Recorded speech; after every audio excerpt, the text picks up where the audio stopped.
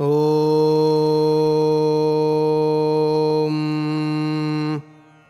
वागीशाद्याः सुमनसः सर्वार्थानामुपक्रमे यन्नत्वा कृतकृत्यास्युस्तन्नमामि गजाननम्। शारदा शारदाम्भोजवदना वदनाम्बुजे सर्वदा सर्वदास्माकं सन्निधिं सन्निधिं क्रियात्। रामो राजमणिः सदा विजयते रामं रमेशं भजे। रामेणाभिहता निशाचरचमू रामाय तस्मै नमः।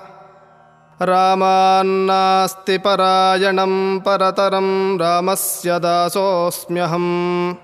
रामे चित्तलयः सदा भवतु मे भो राम मामुद्धर।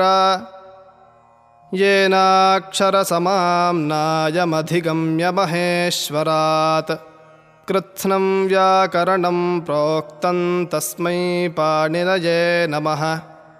येन धौता गिरः पुंसां विमलैः शब्दवारिभिः तमश्चाज्ञानजं भिन्नं तस्मै पाणिनये नमः।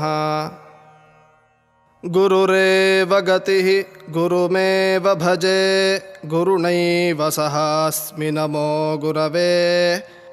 न गुरोः परमं शिशुरस्मि गुरोः मतिरस्ति गुरौ मम पाहि गुरो। श्रीगुरुभ्यो नमः। अकारान्तः पुल्लिङ्गः देवशब्दः। देवः देवौ देवाः। हे देव हे देवौ हे देवाः। देवं देवौ देवान्। देवेन देवाभ्यां देवैः। देवाय देवाभ्यां देवेभ्यः। देवात् देवाभ्यां देवेभ्यः। देवस्य देवयोः देवानां। देवे देवयोः देवेषु।